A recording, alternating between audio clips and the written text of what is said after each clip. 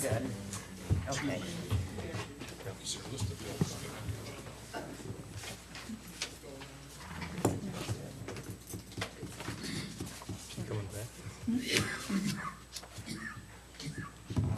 Okay, we're back into open session. There is no announcement to come out other than the fact that we have an ongoing dispute discussion with the Village of Sister Bay on the wastewater treatment plant. Next, we need to approve the minutes of the April 17th board meeting. Are there any additions, corrections to those?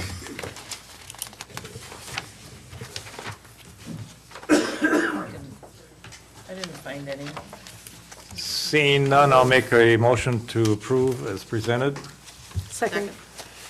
All in favor indicate by saying aye. Aye. Opposed? That motion carries. Excuse me, next we have the bills. Are there any questions on the bills, please?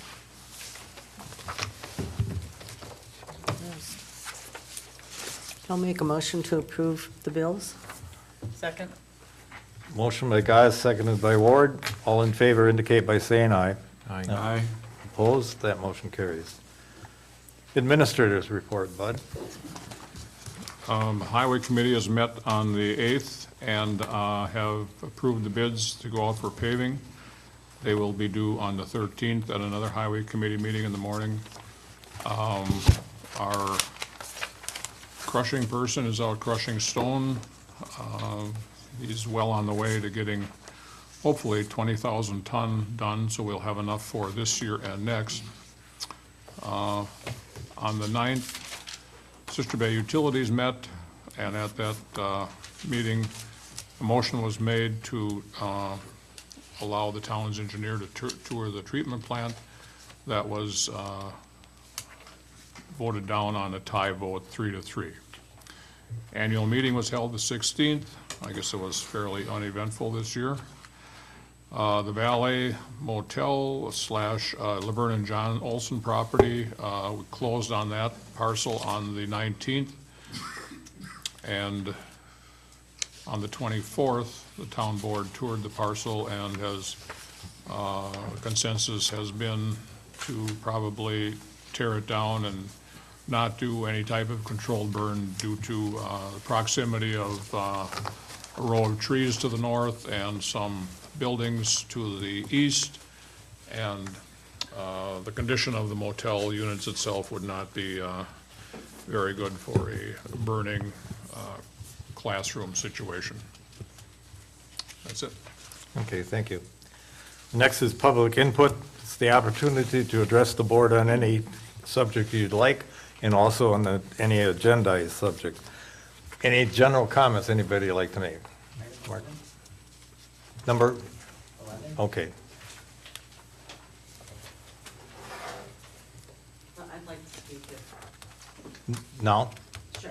Okay, go ahead, please.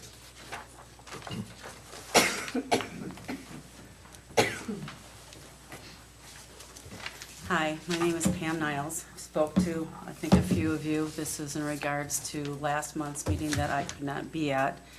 I am here today. I do understand that you have approved the tower for Europe Lake, though I do really want you guys to think about this and reconsider it to see really if the grant money is going where it really should be used and where it's going to be utilized at its best. I don't believe there was a site eval done at the boat launch to really see where it was going to be placed. I don't really think that everybody that is going to be able to get broadband tower off of that, there's only a few people. I mean, when I talked to Nate from Broadband on a couple separate occasions, you have to be in direct line. Where it would be placed there, who's going to get it is Newport State Park. So there's only a few people that are actually going to be able to utilize Door County Broadband. And with the survey that was done, do you want broadband tower at boat launch? There was 18 no's to 3 yeses. Actually, now it's 19 no's to 3 yeses. That was supposed to be given to the tech committee the night after it was approved. The tech committee was supposed to listen to the ad hoc and to what criteria and what the votes came up to be. That was not done. It came to your board meeting, and then it just got approved. So our votes were not heard. The people that are saying no were not heard. So I'm just wondering, out of the 18 people that say no, or 19, if the tower got put there, who do you think is gonna sign up for the tower? You have to be in direct line for it, and on top of that, we're saying no, no one's gonna like, oh yeah, I'll go sign up for Door County Broadband. I really think the money, the grant money that you guys are given should really be used and utilized at an area where it's gonna give more residents the broadband that they're desiring. Not just a few people on Door County, or like Europe Lake, because it is only a few. I really feel that things got done a little bit out of order, and I really feel that our votes need to be heard, and we should relook at this. Okay? Thank you. Any other general comments anybody has? Yes. Yes, Please, name and residence.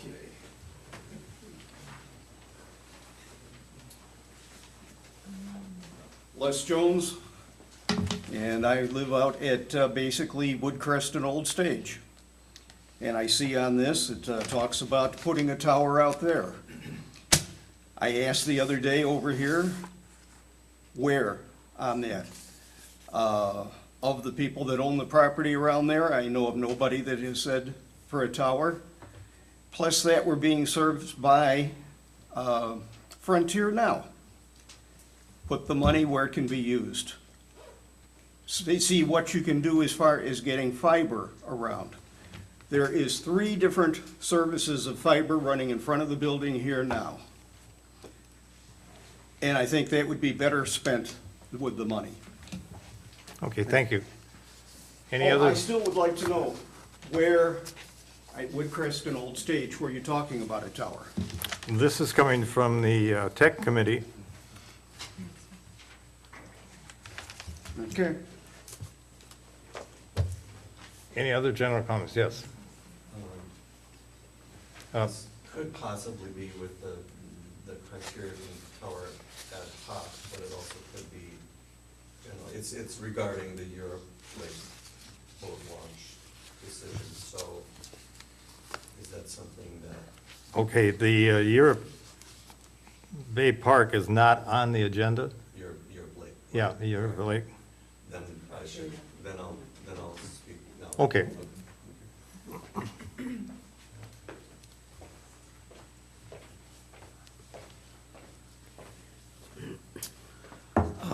Yes, I know that you've heard from many residents. I've been getting a lot of feedback.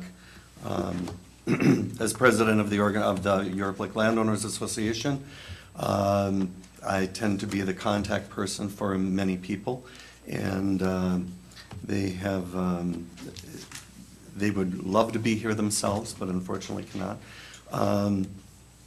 When this came up, it was, I was blindsided. I had no idea it was coming. It came at the last minute with the agenda change. I was expecting to present my survey to the Tech Committee the following night.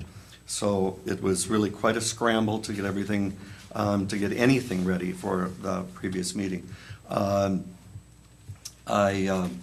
Since that time, I know that there has been an additional survey question similar to, basically the same as the survey question that I had, and that those responses were requested to be sent directly to board members. So I am assuming that you have received responses from that. With respect to the surveys that were done prior to the last meeting, one was done, the first survey was sent out twice, and those results were submitted to the town with the understanding right in the survey that we're going to be discussing the location later. We're going to be discussing the aesthetics of the tower later. And yet the decision was made to approve it without any of that being considered. And everyone that responded to that survey, as written in the survey, said, you know, we're gonna talk about all of this before anything is done with it. And so, quite naturally, there are many people that are very upset about that. I don't know if I understand that the responses from the first survey were submitted, but I don't know that you actually saw the survey itself. When I submitted my survey to the tech committee the night after the board meeting, last board meeting, I had one copy that I submitted, and not only did I submit the results, but I submitted the survey itself. Because I believe that if you don't see the survey, you can't just look at the results and know what those results mean. And so I think it's only fair and reasonable to put both of those surveys next to each other, see what the two questions were. The question that was being asked on the survey that I sent out is the question that is in the ad hoc criteria that will be coming up later in this meeting. Ask the residents how they feel about the aesthetics of the tower at the site. That was not asked in the first survey at all, the first two surveys that went out. My survey considered all of the results from the first two surveys and additional residents who were not even contacted by that first survey. So my survey actually has more responses than the original because there were people that were not even asked to respond on the first survey. There were old emails, there were duplicates, redundancies. If you didn't have an email, you didn't have a chance to respond. People are moving. There is someone that just was moving in. He didn't have a chance to respond. The previous owners got 2 emails, and they're looking at it going, we're not here anymore. You know, let's move that on to the new owner of the home, who then did get the opportunity finally to respond. So what I have this evening to offer to share with you is to look at these surveys side by side, to look at the results that have come in. You did not receive the full results. There are more results that have come in since you saw what was submitted previously. And I believe that a fair way to approach this would be to, I would request, similarly as Pam, that this be revisited, that at the next, I would respectfully request that at the next board meeting, that the board reconsider the decision that was made to approve the placement of the tower at the Europe Lake Boat Launch. And and I believe that I have relevant, updated information as to be helpful in coming to a decision that hears information from all sides and understands the responses of the residents in the area.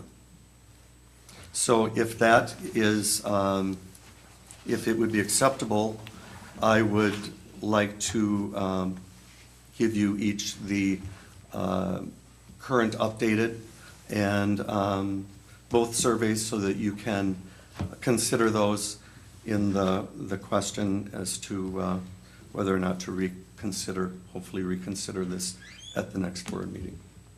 You can, and you need to state your name and address for the time. Craig Larrabee, 12474 Landon Lane, Ellison Bay, Wisconsin. Good, thank you. Yeah, you can. Okay.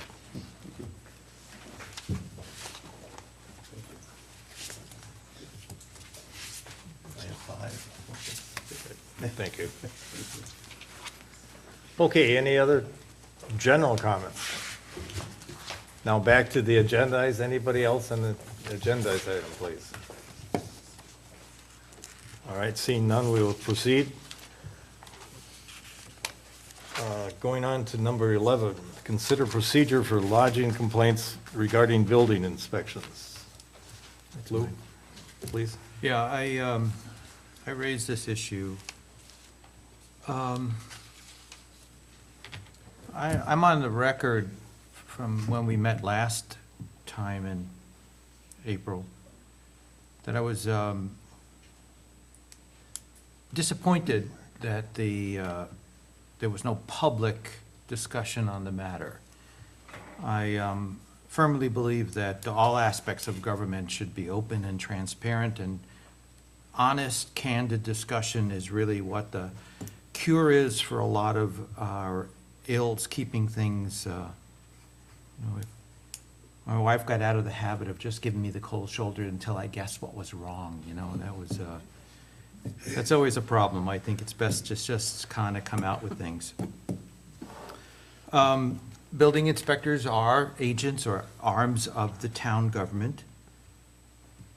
And while there was no public discussion, unfortunately, at the same time, though, I was concerned by the depth and breadth of the petition that was collected that suggested that there were problems. And whereas an open discussion would have been preferable, there was unanimity among those contractors and plumbers and electricians that every one of them wanted to be anonymous. And so that led me to think that what we're doing as a government is not fulfilling our responsibilities to, on the one hand, obviously promote the general welfare, but not to do so where we are a burden on anyone unnecessarily. What I'm about to propose has in no way, shape, or form, should the board agree to it, seek to enforce the building code any less than 100% compliance. It's in no way, shape, or form seeking to do that. And our record of being conscientious about enforcing the building code should be something we continue to do. We also understand the vital role that the building instructors play in our community. And at the same time, though, I don't want this to think of this as a sort of a zero-sum game or exercise, where if a grievance or complaint is filed, which is what I'm going to propose, that we allow happen, that would somehow diminish the respect that we have for our building inspectors. It's not a zero-sum game that way. And so I would move that we establish, and I have to give credit to Nancy, where she referred to it as a protocol for grievances in general. We were talking about the issue, that we would establish a protocol for grievances in the building inspection area to give voice to those who seem to have no recourse in terms of complaints they might have. I would volunteer to be the recipient of those, should the board agree to it. They should be, anything should be specific, not general. We are not in a position, nor would I suggest that the board or I or anyone that we would designate be the recipient of these grievances, be the arbiter of these. We're not equipped to arbitrate who's correct or who's not. But I think insofar as at least allowing for accountability and a voice for those who are currently uncomfortable expressing their grievances, that we should have at least a protocol, as Nancy very eloquently expressed it when we talked about this earlier in a general way, a protocol for grievance.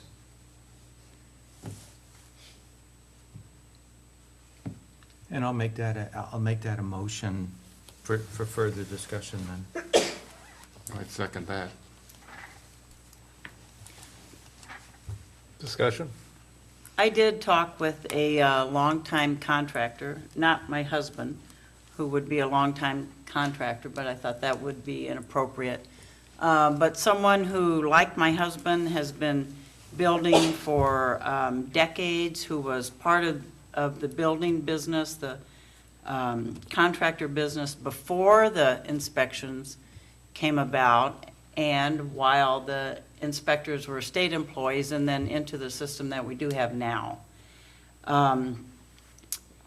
In my discussions with this person and over what's gone on in my household over the years, there doesn't seem to be an issue with, amongst the various inspectors, that nobody is abiding by the code. I mean, that the inspectors are looking at what needs to be done, that doesn't seem to be an issue.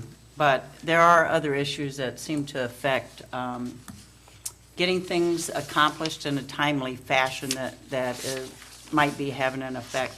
But I would agree with Lou that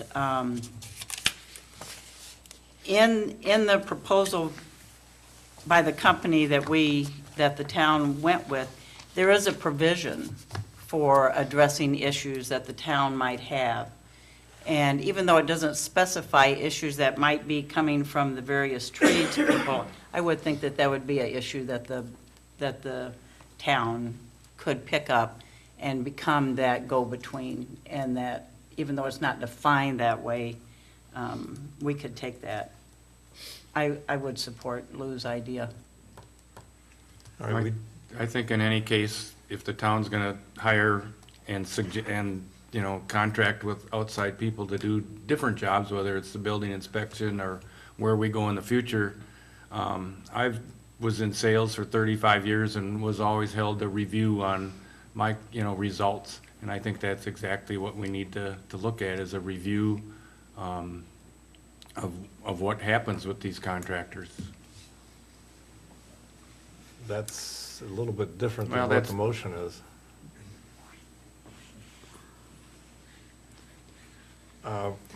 We kind of got out of track here a little bit. Mark wanted to address the board, if it's all right, even though we have a motion on the floor in a second. To have him? Brett, you mean? Yeah. Or Brett, I'm sorry.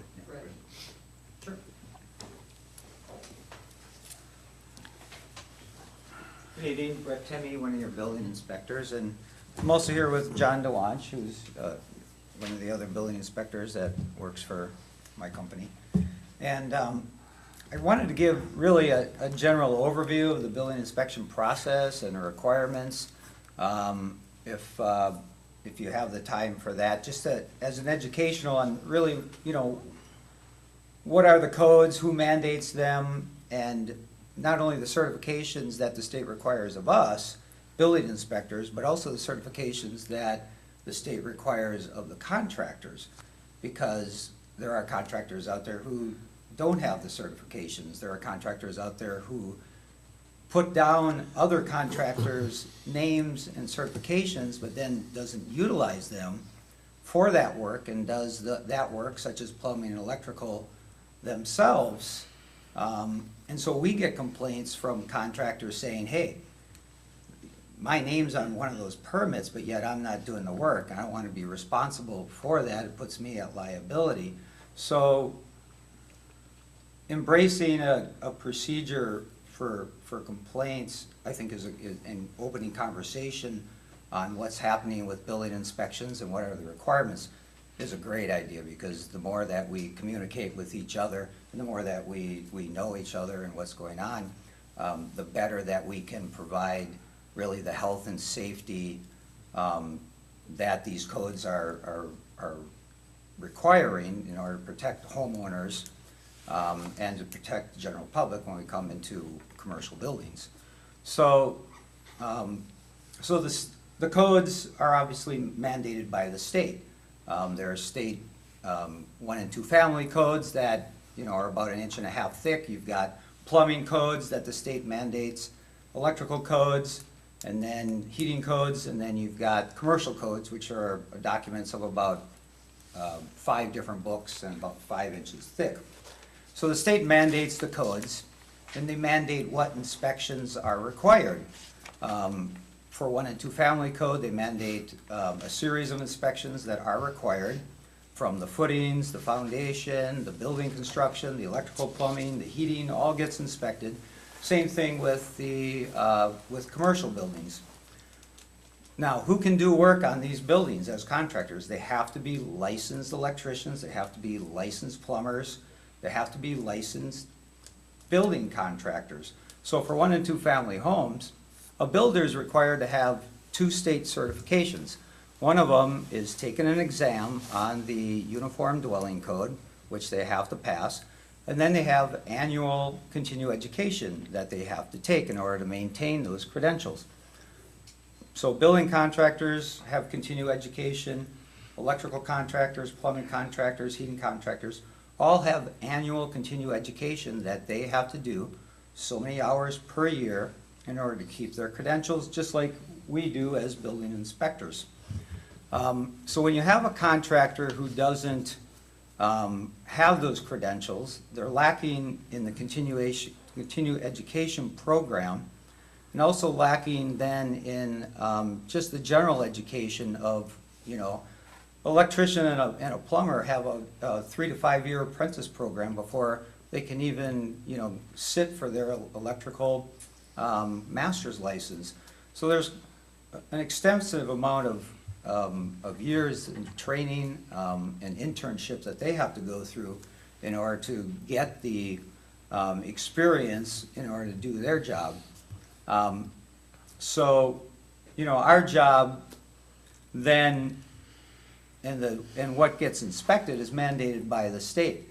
New homes are required to be inspected, additions or remodels are required to be inspected, and then we come down to the town level, where through your ordinances, you get to dictate other items such as detached garages, decks, agricultural buildings, and we've got some municipalities that we don't inspect those things, and some municipalities that want those inspected too, because they see the importance of having that building structure or the electrical within that structure, especially ag, where, most ag buildings of any age are typically a fire hazard and have old electrical in them that is a problem. So then when we come down to the local level, where you dictate other permitting requirements, and then we issue permits, there's mandatory requirements for what needs to be submitted for permits. And the state says that for new homes and additions, building projects, that there's minimum submittal requirements such as the foundation and framing requirements and meeting minimum snow loads and wind loads and demonstrating that you're actually meeting those snow loads and wind loads. And on the commercial side, typically then it's an architect or an engineer that has to put those plans together, and then those plans are sent to the state for an independent review by the state before they come back to the local inspector. So plans for commercial are looked at the state level. Plans for 1 and 2 family are inspected or given a plan review at the local level. So then when we get into actually issuing the permit, we can't issue a permit to just anybody. There's only 2 people that we can issue a permit to. A contractor who has a current license with the state, and a homeowner.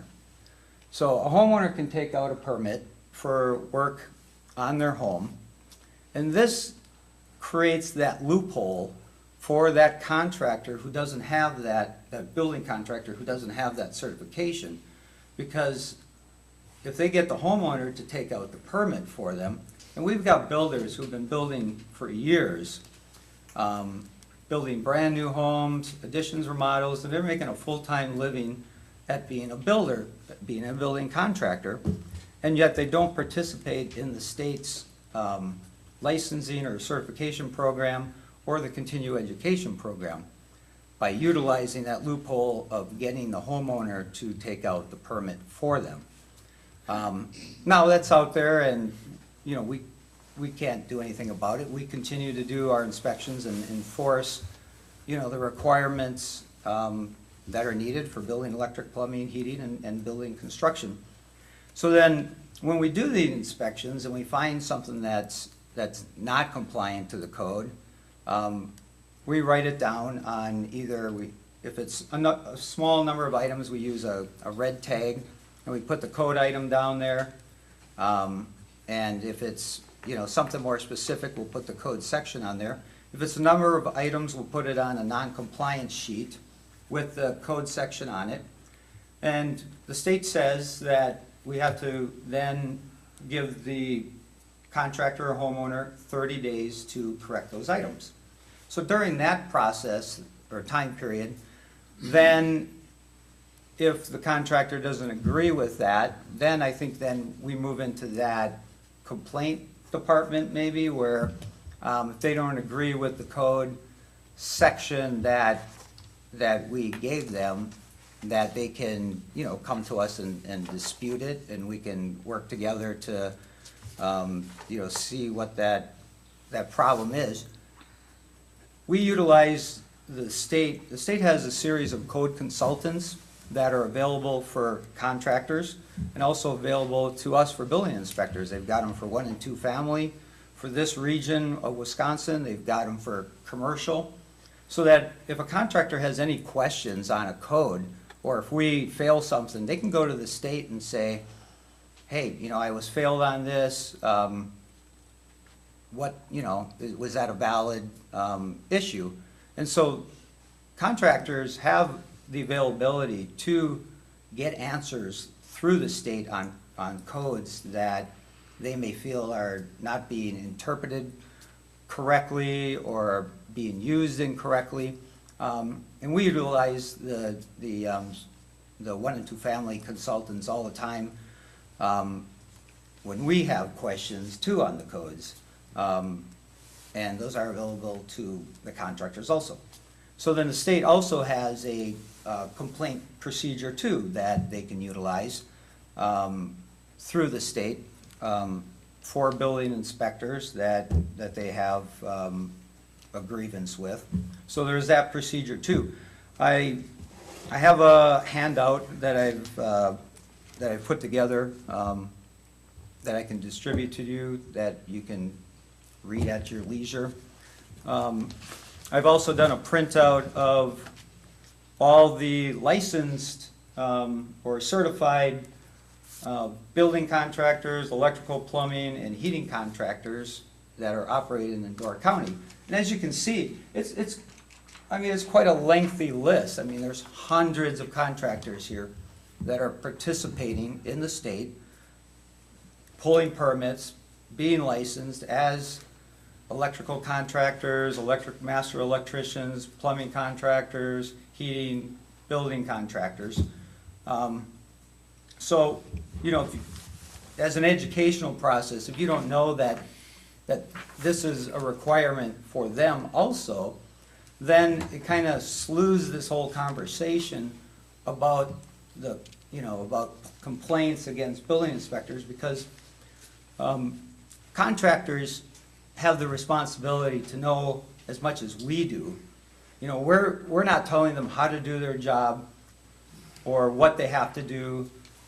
That's their job to do it, because they're the ones who are certified and licensed for that. But our job is to be essentially a third party to ensure that what they're doing is done correctly. So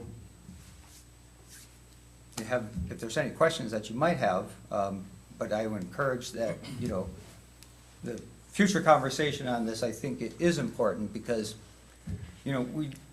we want to work well with all the contractors, and I think seeing that we have been the inspectors in many municipalities for 15 to 17 years speaks to that. And I guess the other thing you need to know is we do inspections every day and fail things every single day. And they get fixed the day after or the next day or within a couple hours. And then, the process goes on. So having a complaint is something that, if we're failing things every day, then how come you're not getting complaints every day? Because these are valid things that we're finding, they're health and safety issues, the fire blocking, the electrical wiring and plumbing. I think part of the problem is that there's other inspection agencies who operate as lowest common denominator, and they're not staffed like we are, where John DeWanch is up here in Liberty Grove, can respond fairly well to the community up here in a fairly timely manner.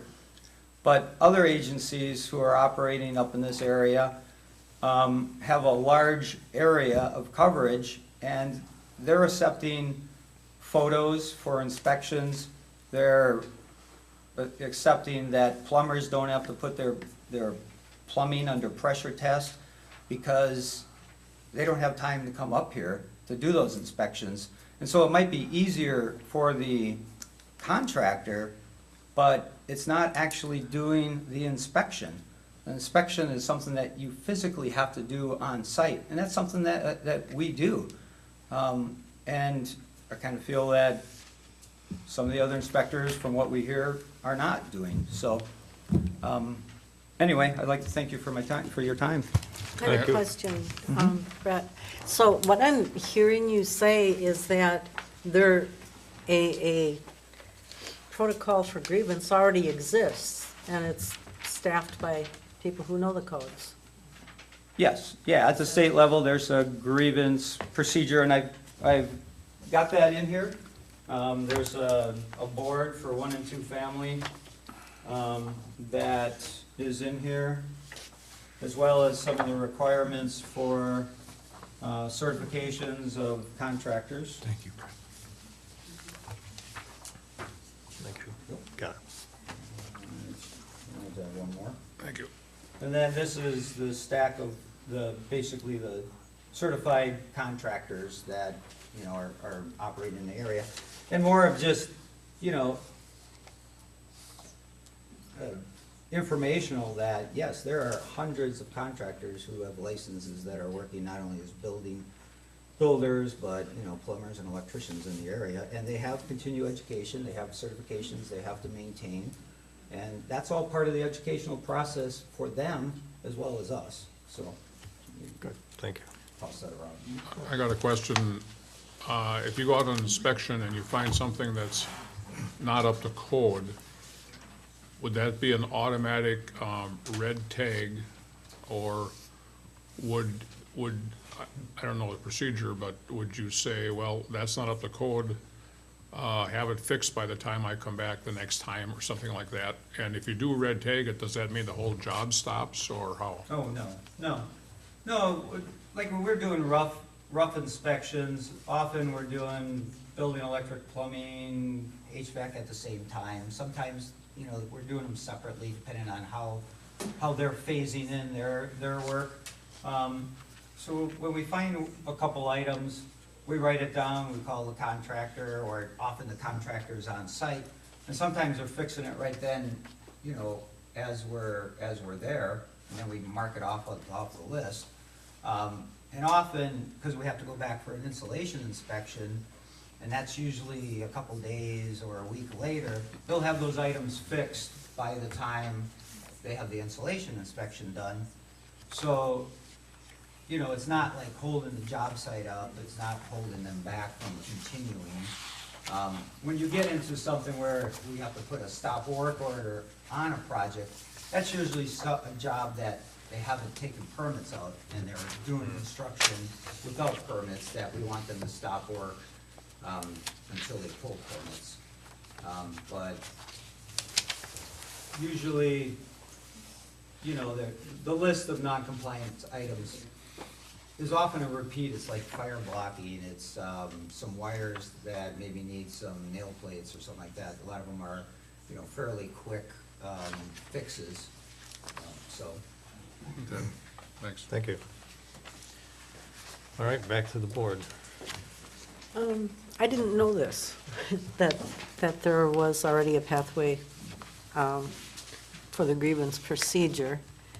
And having heard Brett's presentation and outline of what the building inspection is involved and the whys and wherefores, I guess I understand everything a little better. I know and totally agree with keeping the lines of communication open. If there's, I've never been a fan of an anonymous anything when there's a problem with something, you know, get it off your chest, get it out there. And I also know that there needs to be a way to communicate problems. As a zoning administrator, the protocol for grievance is called administrative appeal. And it's similar to what Brett was describing. If a builder or a property owner feels that the proper protocols haven't been followed and that a mistake has been made, then there is an administrative appeal. It makes sense to me to have the communication, but the disconnect for me on this, who's going to decide? Is our job as a board to, as Lou mentioned, arbitrate? No, I don't think so. Then where does that put us if a complaint is issued to the board, to the town? Should we not just say there are numbers at the state that you can call with this complaint,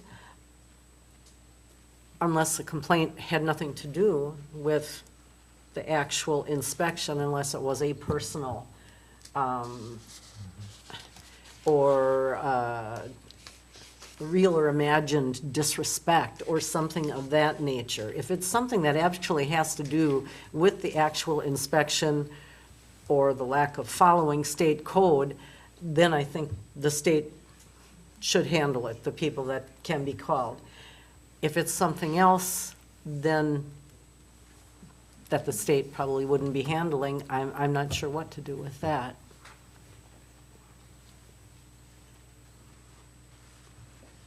Will you read the motion again, please? I have a motion to establish a protocol for grievances.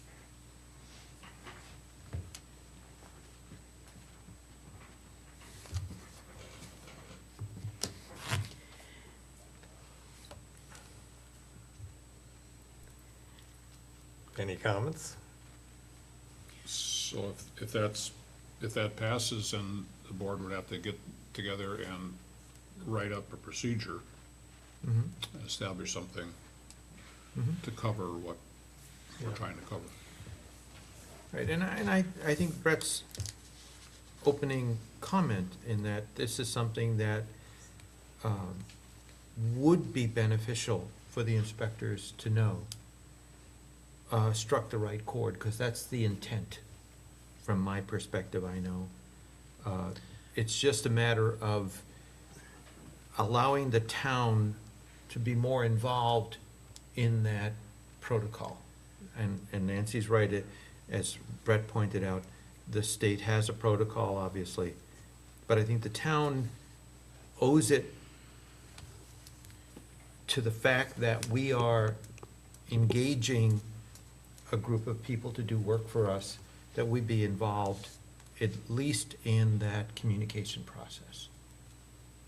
And I guess the motion, as stated, is general enough that, you know, we could take something as in our construction of a protocol as a two-step, if you will, attitude. If a grievance is submitted to the town board that has to do with actual inspections and proper inspection protocol, then in that case, we would simply refer them to the state, because we don't have the education or training to Exactly. arbitrate that.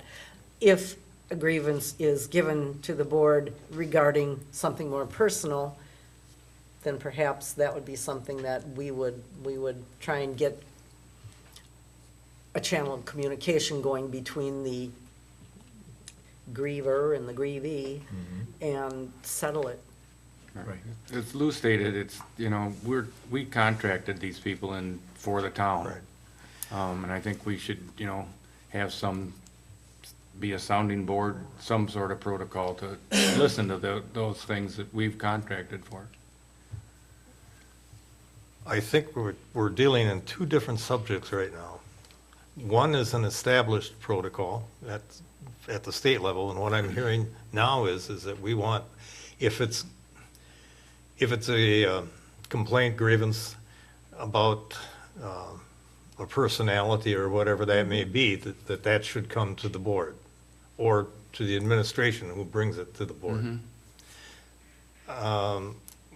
It strikes me that maybe what we should do is just specifically make that motion and establish it as, if we're all in agreement on it right now, establish that as the protocol.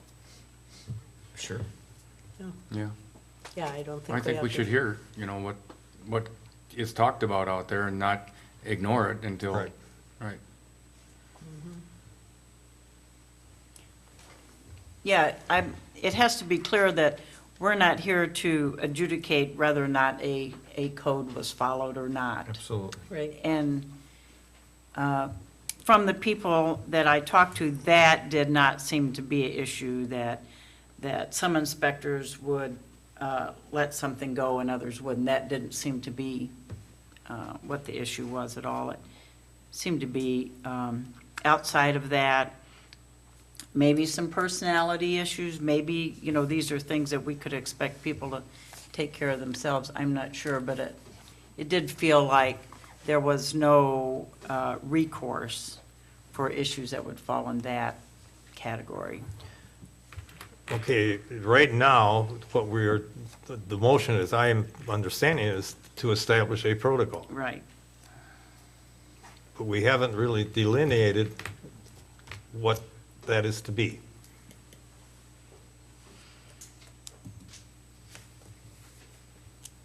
And I guess what I'm suggesting is maybe that we pull the second on that particular motion, come back with another motion specifying that it is not a,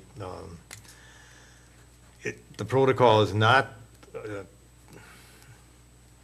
to establish, how do I say that?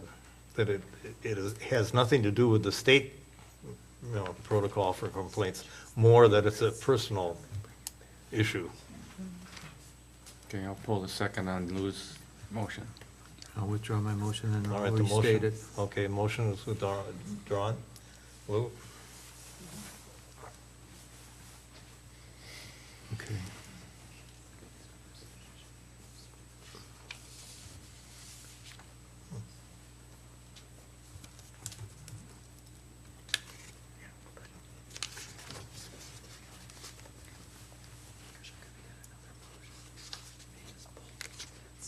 I mean, while he's doing that, we probably should have a quiz on this at the next board meeting. Thank you, Brett. All right, I'll move to create a protocol for grievances involving building inspectors hired by the town, not as a means of arbitrating disputes, to refer appropriate grievances to the state, and to use grievances not necessarily falling into that state category to use as an evaluation of the agents of the town.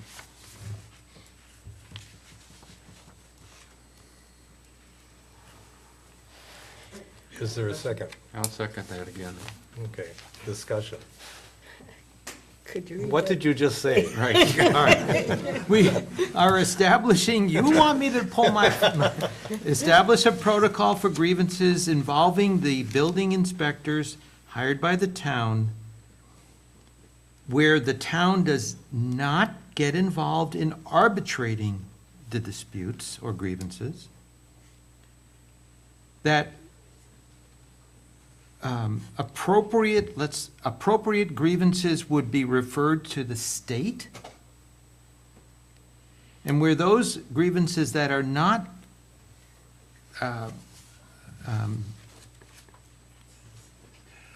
referred to the state are used by the town to evaluate the performance of the town inspectors.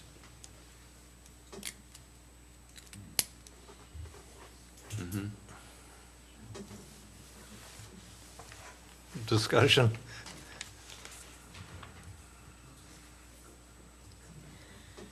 I I'm don't, not, go ahead.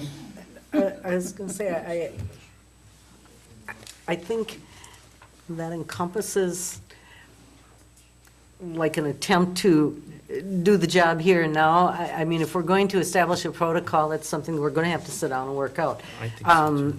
Is it going to be private? Will we accept anonymous grievances? You know, those are, if we're going to establish point. something, those type of things should be spelled out, and I don't think that's something that we should do in 10 minutes' time. In a motion, yeah. We can easily just do a simple motion to establish the protocol, and then in the protocol, say, this is not for inspection-related grievances that can be handled at the state level. This should or should not be anonymous. It has to be Spell it out. specific. Right, it does, Yeah. it does. Right, we just want to establish one, and then we can go from there. Right, Okay. To Right. delineate it. right, and, you know, yeah. Want to pull your second? I'll pull it again, yeah. And I'll pull my Different- motion. And we'll go back to the original one. Stacy's going to get upset. Could I make a motion? Yes, please. Could we simply say, I would make a motion that we move forward with establishing a grievance protocol, For non-state violations. not even that, as a means of communication Oh, okay. for between our building inspectors and residents, period, and work out the details. Well, don't even put that in the motion, but just that we establish I'll a second that. grievance protocol. I'll second that. All right, a So, motion. I just want to make sure I have this Sure. right. Establish a protocol for grievances for communication purposes. For the purpose of communication between our contracted building inspectors, the residents of the town, and the town.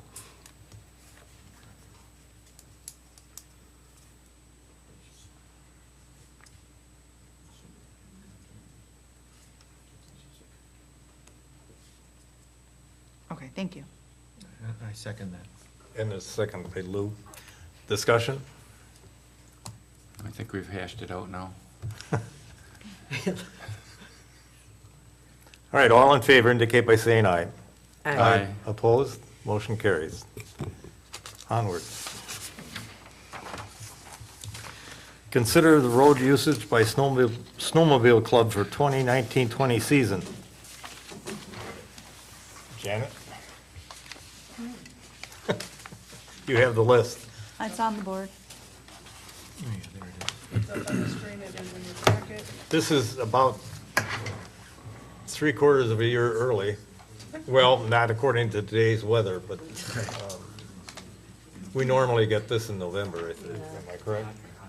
In November, usually, Yeah. after the snowmobiles have already gone on. Anybody new on there? Berry Lane was added at the very end of last year, I believe. Okay. Janet, does Badger Road include North Badger Road?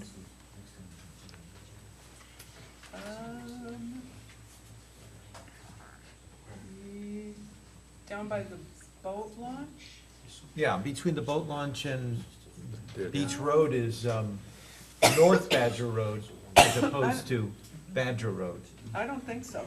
Okay. Because there is a sign up now. Down at North Badger? Yeah. As a snowmobile trail? Yeah. Okay, Then it's probably all-inclusive. yeah. Okay, well, it's a different road, but. And the trail does run for a portion along East Green Road. And then I believe hooks up with the trail that's coming over from Lakeview, south of Highview. And there is also a crossing on Highview near the intersection with Old Stage, just east of the intersection. Cross Highview, just east of the intersection with Old Stage. So you're saying I East think Green maybe Road? what we should do is just refer this back to them for further clarification then. Because we're missing the portion of Green Road and others. In North Badger. Yeah, North Badger. Okay, let's do that. As long as we're discussing and not motioning. Right, go ahead. There's a couple of letters here regarding Homestead. One is a request to reroute to another location and to install a speed limit sign on Homestead Drive.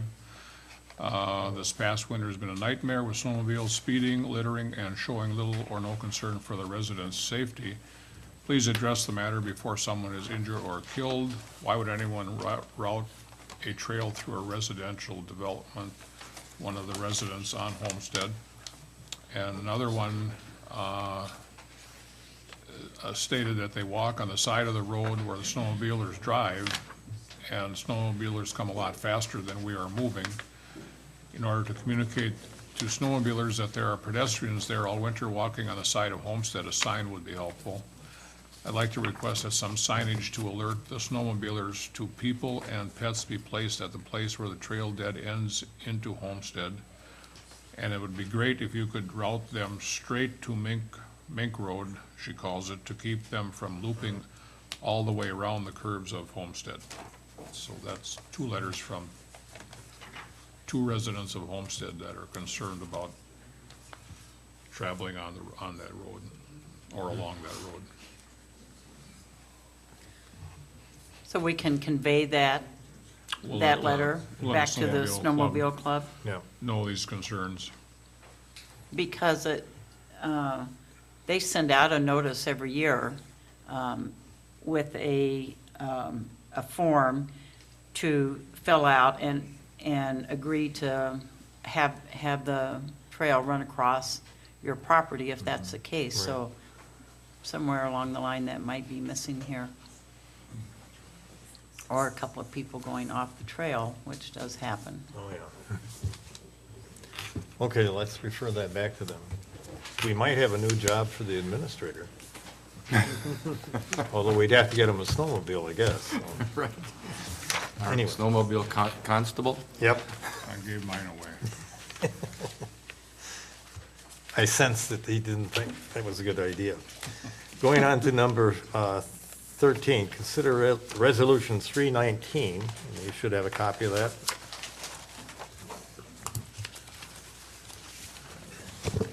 Janet, do you want a little explanation of this?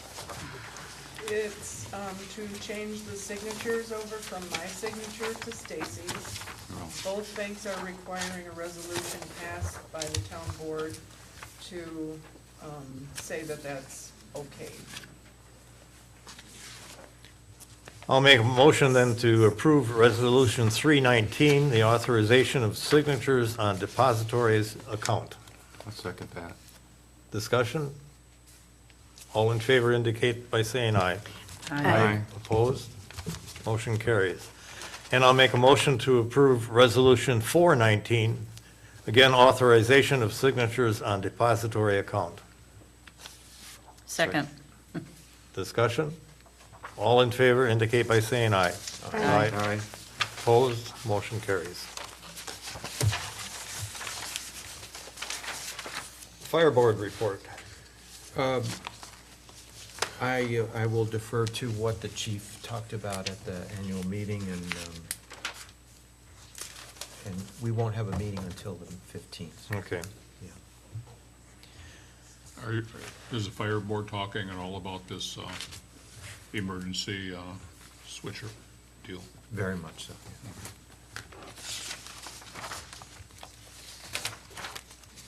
Okay, consider criteria from the Tower Ad Hoc Committee for tower placement on town-owned properties. And you've got a list, oh, excuse me. Are there any questions on that?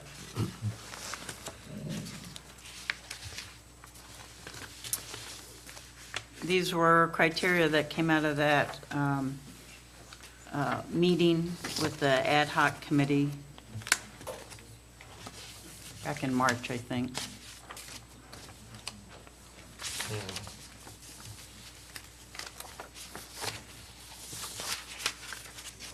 This was from the Parks and Property Committee Right, that's right. that, where we got involved somehow with the demand at that time for the placement of a tower in the park in order for the residents to get Wi-Fi. That has not been the case, it seems, in terms of the demand.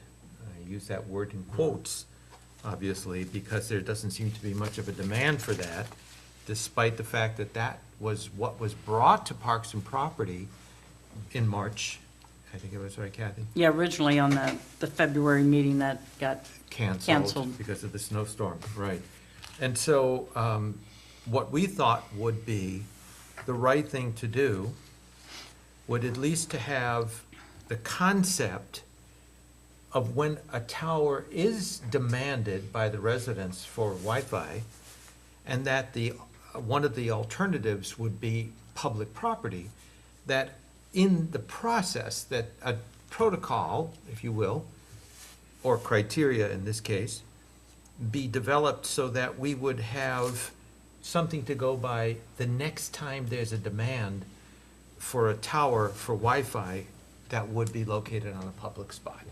That's all this is just sort of for us to be able to take that, the demand, when the demand is there, and say, well, there is an opportunity to put that tower on public property. What should be the criteria for putting that tower there? That's what this is about. The Tech Committee has initially located or designated 5 areas that were underserved.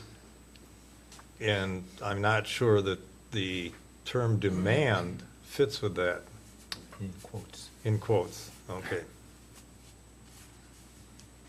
Just an observation. Right, and it was, so this was the first time that the concept of possibly locating a tower on public property came up. Right. So the process was then to go to Parks and Property for their thoughts on that. And then that's where this ad hoc came out of.